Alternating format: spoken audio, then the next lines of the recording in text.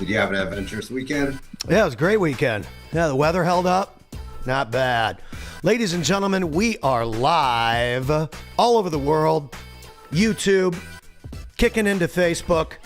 Can watch all the replays on socialauthority.ai. We almost got the new website up, Zach. Might have to have you give us an official review on the new website I'm building. You guys have watched? Zach, tell me. To professionally redesign it. You guys have watched? Zach, tell me. Get more professional with your website. We listen around here on Marketing Monday. So, ladies and gentlemen, welcome. Monday morning. It is April 21st, Monday, and we haven't missed a day in like 6 months, dude. I'm proud of us. Zach Hoffman in the building from Exalts Marketing, the best.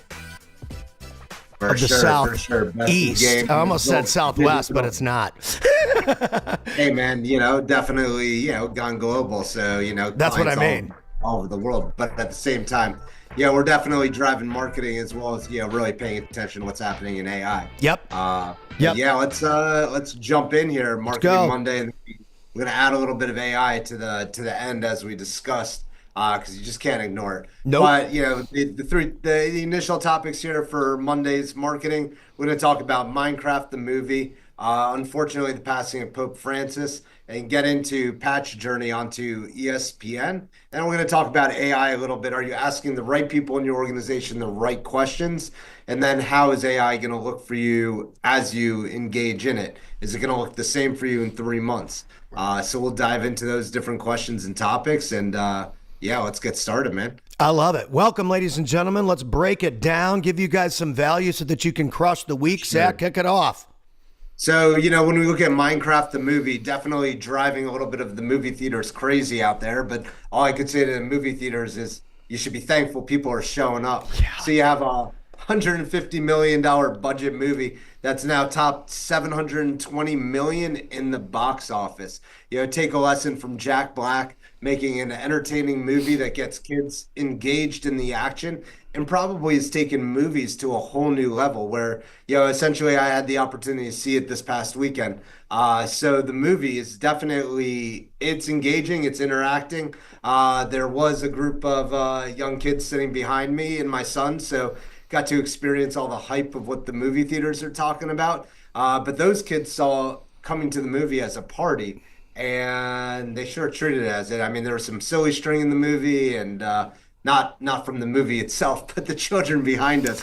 But essentially, the movie was next level from like a audience perspective, really taking you down a journey of basically being all consumed and jumping into a video game. It's pretty awesome.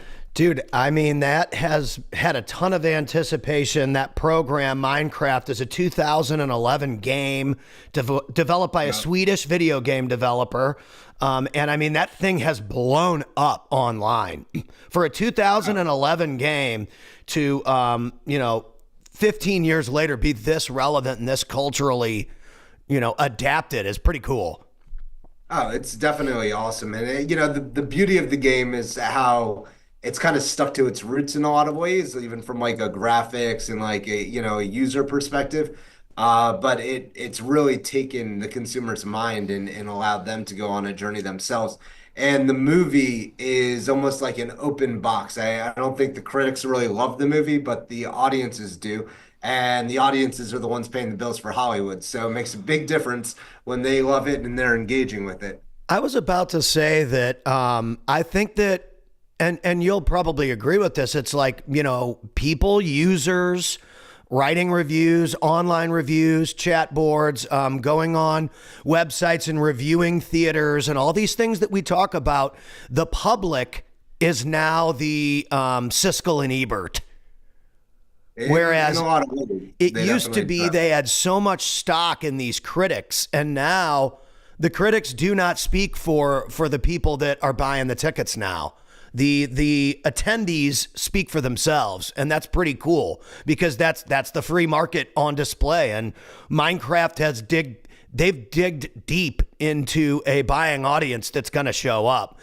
There were, by the way, some kind of horror stories saying people trashed theaters. Did you hear about all that? I briefly heard about it. Look, every time you go to the movie theater, I mean, even spilling a little popcorn, I you was feel gonna bad. say, doesn't that happen with any movie?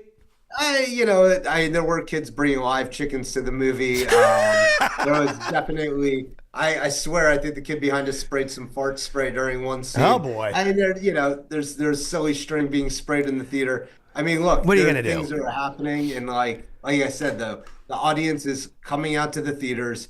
They're having a great time, and I don't think Hollywood could look for a bigger savior than Jack Black and his colleagues when it came to Minecraft and lighting up just all the engagement from the big screen to the music post. Even his music is like short snippets and really made for the attention span of today's consumer, and those that are the consumption of media out there today. He's played his characters smart as an older actor. He did a great job in the movies with Dwayne Johnson and Yeah. Kevin Hart. What was it? The Jumanji movies. And he did a great job as Bowser. So Yeah, it's not surprising to me that he's appealing to that younger demographic because his character plays to their hearts. I mean, he's a funny dude. I didn't really get Jack Black. I would say almost like when he first hit the scene, but now that I'm a parent and trying to get my kids to watch, different movies, he is safe, I would say, for a lot of children to like watch in a lot of Yep. ways. And he makes the parents laugh and he also makes the children laugh and brings everybody together, which is, what we need in today's world. So Absolutely. 100%. I'm all for it. I'm all for for it. Well, sure. Minecraft. So For what sure. if you had to give Minecraft a review, 1 out of 10, what would you give it? And by the I way, mean, give me a review from your point of view and then maybe what your kid thought. Because your kid I would probably, say. you know what I mean?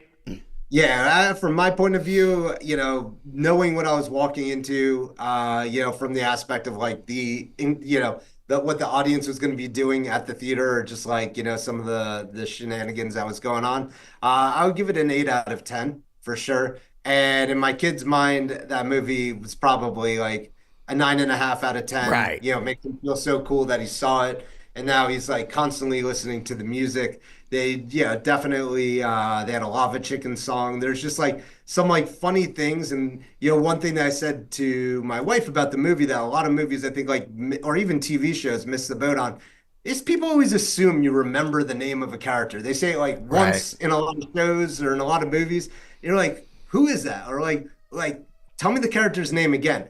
In Minecraft, like they repeated Steve's name like a number of times, or like the trash man who's like one of the associate characters, like all the characters were like repeated namesake like a number of times. They didn't go with that like assumption of like, oh, so and so heard my name once at the beginning of the movie, now they're going to remember it the whole time. So there's a lot of like simplicity within the movie that I think really made it like resonate and made you connect with the characters that a lot of movies just kind of like look past and just base on everything that they're doing off assumptions of what the fans want. Well, and that's such a great example of social authority, which is the whole point of this show of using that name to wedge that into the kids' memory. Because now the kids are going to walk around saying, "Hey, Dad, remember Steve did this, or remember this Yeah. character did that," because that is just an easy way to shake hands with somebody and remember their name and stuff. That's such an easy cue for people to pick up to just show respect, even in a social conversation, because it's just gonna help everybody. It just shows respect to your audience in a Right. lot of ways. It's like even when you walk up to somebody that you haven't seen in a couple of years, I typically reintroduce myself. I don't go with the assumption that they should remember my name, but then people are like, oh, like assume that you should remember their name. I'm Hmm. like, it's a lofty assumption. Talked to about 100 people, well, like probably 1,000 people since A I've seen you in day. teachers. It's like, yeah, it's like, hey, I'm Zach Hoffman, how's it going? Right. Oh, yeah, I know you. Yeah, of course you do. I just reintroduced myself. So, Right. it's really critical to just make sure you're top of mind when it, comes down to like, personal interactions, down to marketing and business, but also when you're looking at it, like we said in this movie, a hit, a 750 million plus, going to break $1 billion to the bank. The assumption that the crowd and the audience is paying attention, but we want to keep reminding them who the characters are, what the characters do, and keep reintroducing them. makes the audience feel comfortable, and it also, like you said, it reinforces like the conversations Right. post. You don't have to like think about, oh, what was that character's name? Hey, It's like the Dad, character remember was when Steve did this? correct. Yeah, it's it was awesome. Anyway, Jack Black is great, and yeah, the whole movie was awesome. So. He's done a great job of adapting his personality to younger kids' characters for movies, I think. And it was a strong transition for him, especially when you're getting older. You know what I mean? He can do voiceovers forever and be incredible at that. Oh, he's gonna be in movies forever. I mean, just Yeah, look at Jim Carrey in the Sonic franchise. it's So, great. I have a feeling he'll be part of that Minecraft franchise for a long time to come. Totally. We'll see if he does any other movies. But to hop forward, in an unfortunate, situation, Pope Francis just passed. So, there's probably going to be that's a global impact, right? Oh, To a yeah. lot of people, and you're going to see, I think, like the tone from like global brands, kind of like they just need to like reevaluate their positioning a little bit, and humble their messaging. I feel like go forward, and then it's also going to be interesting to see who the church chooses as the next pope, and the core competencies of their messaging going into this. Yeah, and as someone who grew up in the Catholic Church, and someone who met Pope John Paul II in Rome in the Vatican at a young age, I can tell you that over time, things happen in institutions or organizations or in religious based sectors or groups, and some people love one guy more than the other guy, or love this more than the other thing. And like you said on the show earlier, the whole point, in my opinion, of growing up and having the Pope in the church was for him to lead us all to a message of loving each other. That was the whole point of me growing up. That was the core message I got out of it was, well, if I live in a good way and I'm good to people, and I, just like this, we show up, we bring value, we highlight other people's strengths, we magnify other people's voice, and we do it all in the right way, and we live the right way, then we're going to get the rewards. And in my opinion, that mindset has done wonders for me. So regardless of your background or what church you pray in or whatever, the whole overarching goal of any of that, again, just my opinion, is to love people. And so I think that if moving forward with the whatever they select or however they, do their process, and however this comes to an end with a new person, if they have that goal in mind in 2025, I think that's a strong message. Everybody live right, treat each other well, and be great. For sure. And Because it's when you so look simple when you break it down like that. It doesn't need to be divisive. It's supposed to be inclusive. well, always when the Pope comes to, to a new era, like they always have, specific messaging that they're looking to communicate. Right. Like his, was related to the environment, social equality, and Mm-hmm. balancing out, just economics in a lot of ways. But the environment too, and it's like all of his messages are really core to what's happening in society today. So it's always interesting to see the position that the church takes from a higher level, Right. and who they choose to, fill that seat, because it always it resonates to where they're taking, their followers. Oh, 100%. I mean, it's no secret that that is part of the head of the brand of that church, and I have no problem saying that. It's true, and everybody knows that. And so again, from my perspective, being someone who grew up sitting on that wooden pew, the whole point of being there was to learn how to treat each other well, go out and be great, and bring everybody else with you and win together. That was the whole. That was the whole thing I learned as a kid. And so if you apply that to any category of life, I think you can be a winner. Yep. And so hopefully, that's what they stick to here. And I think they will to a certain degree. Yeah, like I said, it's always interesting to see, the path, the message, the roots of, who they bring into, the seat. Yeah, so Should be good. We'll see what happens. And God rest his soul. I mean, he said a lot of things that woke a lot of people up. And so we'll see how they tie that all together. For sure. So as we move forward, Pat Hilton here on the show today is definitely, hit the stratosphere as you hit ESPN radio and Yeah, 101 speak to ESPN it. St. Louis. So it's funny. Coming up in the music business, when I was, and we've talked about it on the show, the music business is hard. And Zach made incredible observations. A lot of people I know that have been following me since way back in the day in St. Louis when I was singing at the bars, watch our show. And they're like, dude, that guy is such a great balance for your personality because he allows you, he reveals to you kind of what the outside world, how they receive your messaging. And usually it's, I'm close, but I'm not always spot on. And you're a very good data-driven, metrics-driven brain. And so, like you said, the music industry is very unsustainable. You can have a big, huge hit in 1991 and then completely fall off by 1993. That is not what necessarily you or I would call a sustainable business model. And this show is about marketing yourself in a way that creates sustainability and X, Y, and Z. And something that radio show hosts or broadcasters or podcasters, which I've kind of morphed into, do better than musicians is they're able to lock up advertisers. They promote on their websites. They're giving away a ton of free value every day. They can sell time on their show, on the airwaves, etc. And so I think growing up in St. Louis, I knew in the back of my head, I had a better shot of getting on the radio if I made something for the sportscasters because they had access to the sports teams and the Cardinals and the Blues and et cetera. And so I've been writing funny songs for the St. Louis Blues for probably 15 years. And the reason why I think part of it is so funny is because 15 years ago, the Blues had never won a Stanley Cup. They usually get eliminated in the first or second round of the playoffs. And so I would make these funny, hysterical little 1-minute jingles just as practice. And people would be so excited because no one was really making rally songs for the Blues because they generally lost every year. Again, no offense, guys. Bear with me on this. So I make one every year for like 6 or 7 years. We're clinching the playoffs, losing early in the rounds. And then I make one in 2019 and they actually win the Stanley Cup. Oh, wow. So in 2019, that song got picked up by ESPN radio and they've been playing it for 6 straight years ever since.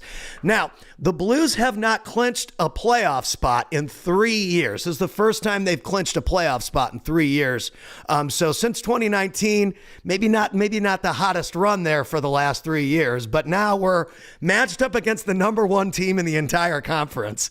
And we got in off of a wild card win. We're down 1-0 in the series, but ESPN radio, God bless them, have picked up Pat Hilton's Stanley Cup 2025 song and they're playing the new one on the radio. They're playing the old one on the radio.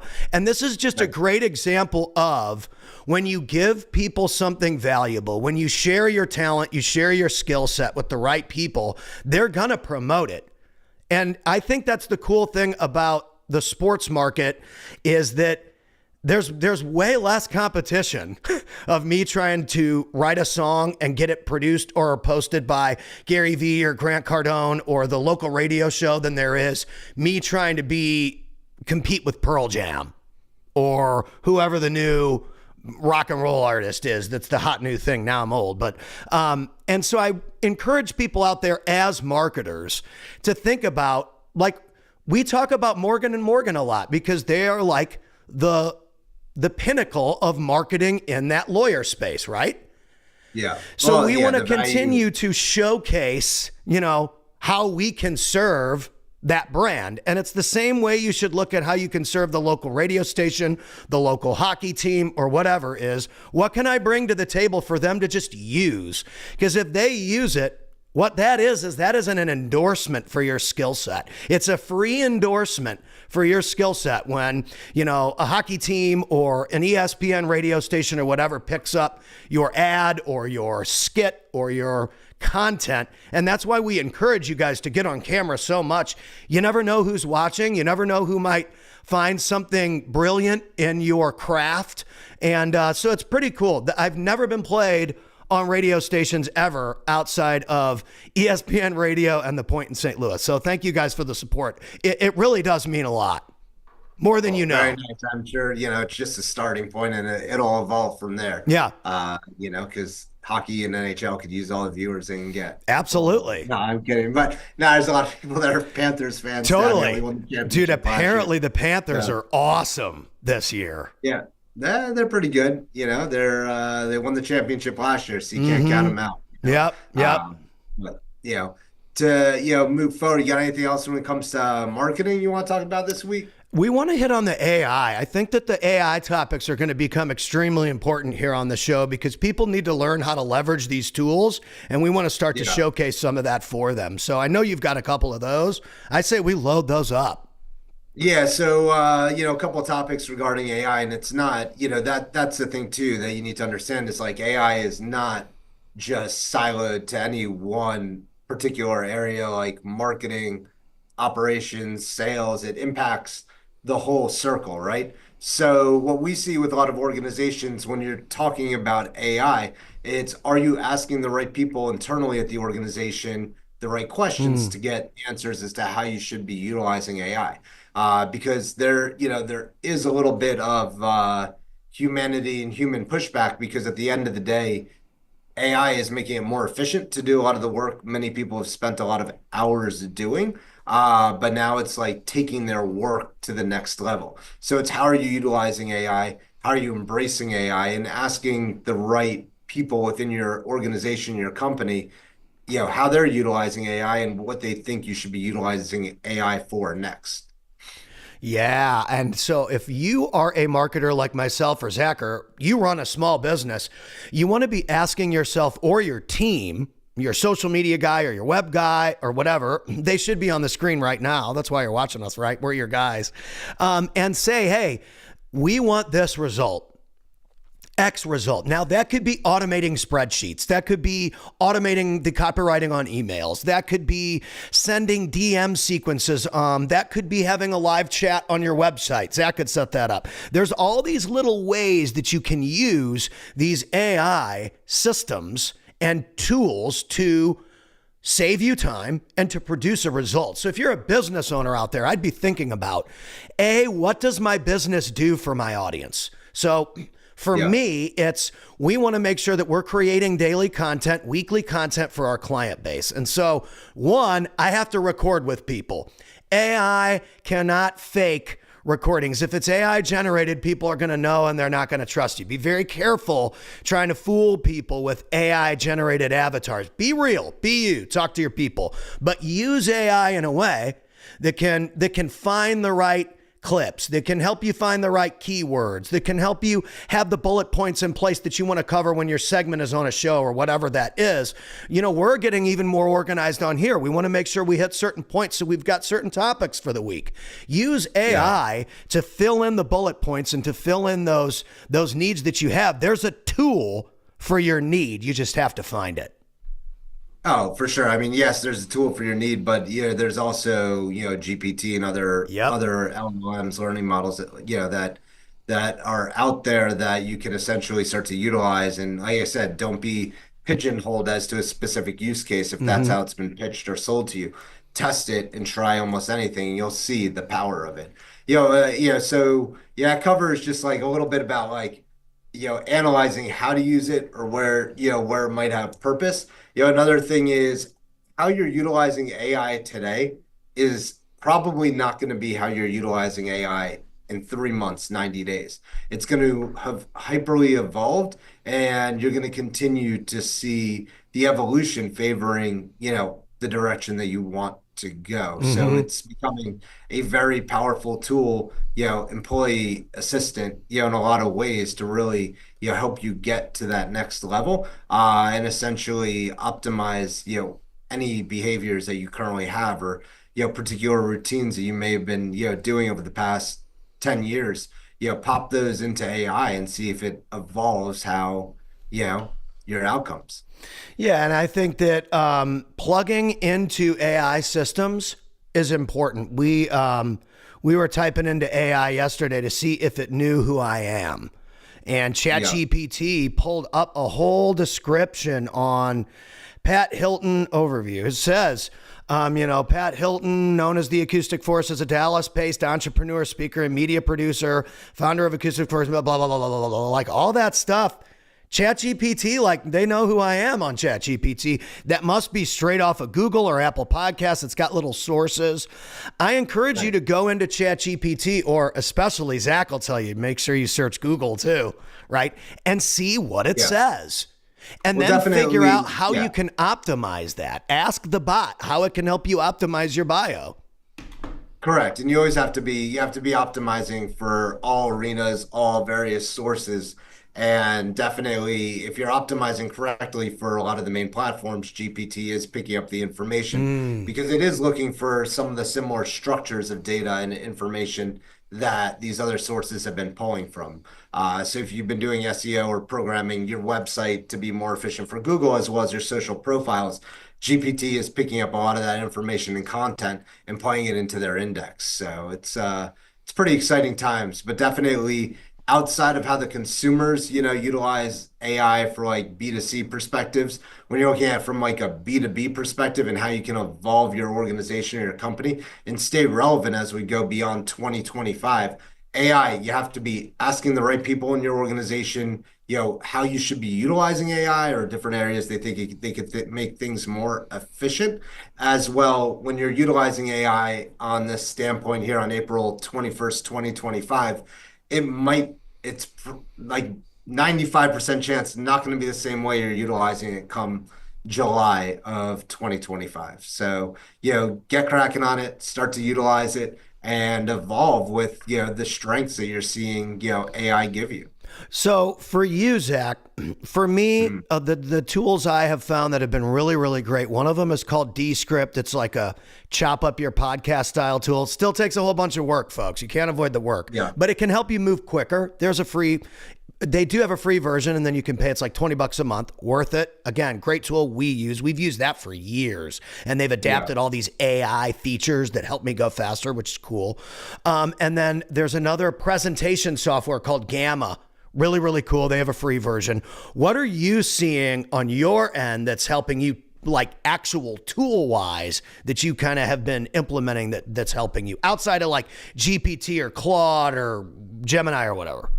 Well, I've definitely been refining my skill set, specifically in a specific arena, and that has been GPT for me. So rather than spread myself thin and go look at all these number of solutions out there, I've been maximizing and becoming, an expert in prompting and utilizing the GPT environment. I've utilized others, and I do utilize other tools, but the things that you can utilize GPT for, you could do, very nice mock-ups on there. You can analyze data that you might not think it's able to really look at. You can analyze, meetings that you've had and like next steps from there. So, if you're just even, one thing I'd say is like, find a tool and a resource, really start to perfect that. Yes, you can become like multifaceted with a number of tools, but at the same time, if you can really perfect, a specific tool, it's going to get you a long way here in the next 3 to 6 months. And, GPT in particular continues to refine and it's getting much better from a program perspective at a much more rapid clip. Then you'll be able to utilize it more efficiently, if that makes sense. I like the images. I like that you brought up the images. You can make cool little cartoons and all kinds of stuff on ChatGPT that used to take hours and hours and hours to animate, and now GPT can do it in like 5 minutes. Well, look at even the action figure, viral the action figure thing too, I created.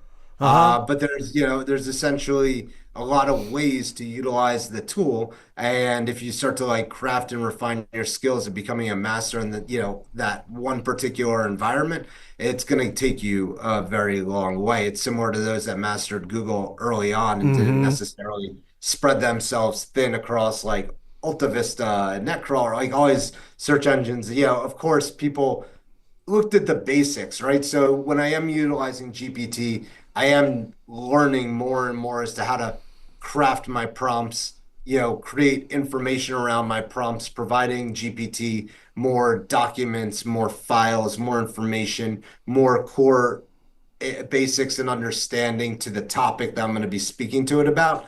So like I said, the actual utilization of even, GPT's environment 3 months ago has evolved, and the more information, the more data that you continue to feed it and give it to help you refine your prompts and your answers, it's just getting that much better. So yes, you can go find a number of tools and utilize them, but also don't be discouraged too by like a tool that misses the boat. Definitely go out there and create your own prompts and, become a little bit forceful in utilizing the AI to get to the answers that you want to get to, because the answers aren't always accurate. I would say like the first couple of go arounds, Yes. you have to keep refining the prompts. You really have to So, talk to the robot, and like it needs to get to know how you talk, because it will be able to respond in your talking style over well, time as you communicate with the device.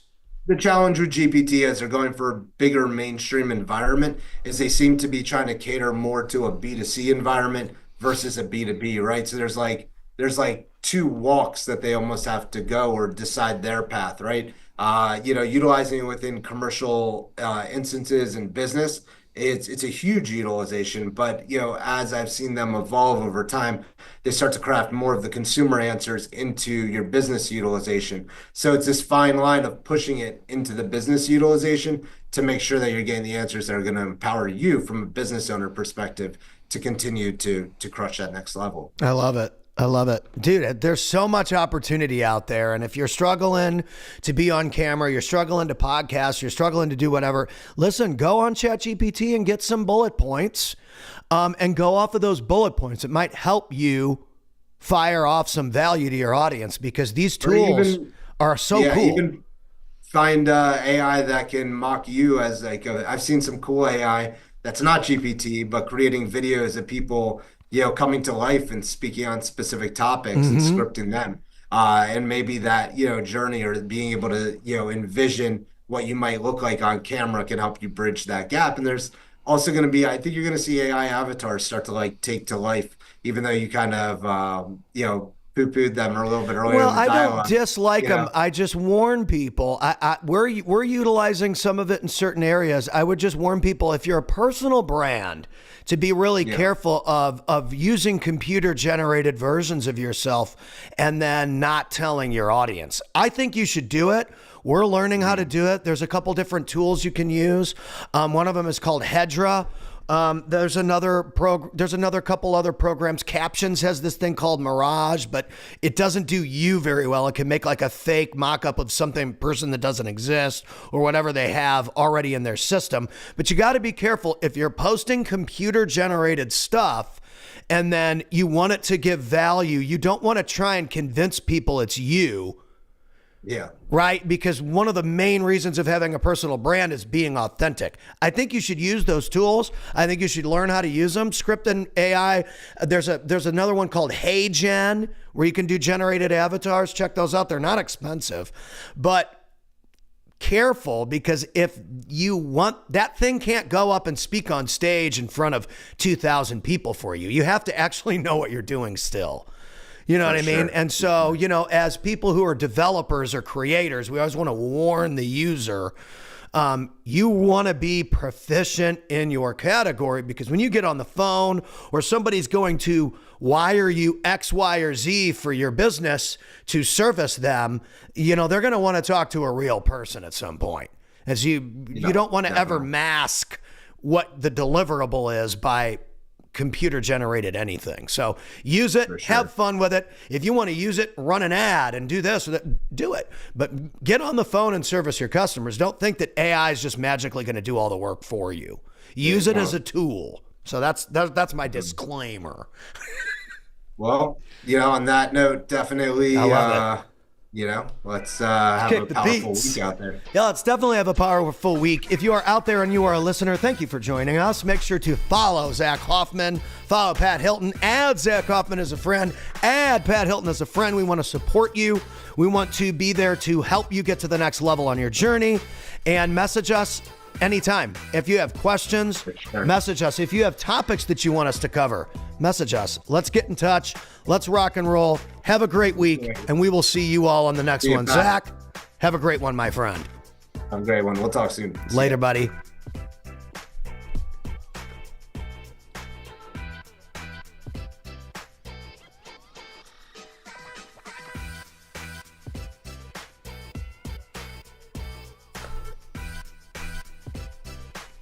Cool.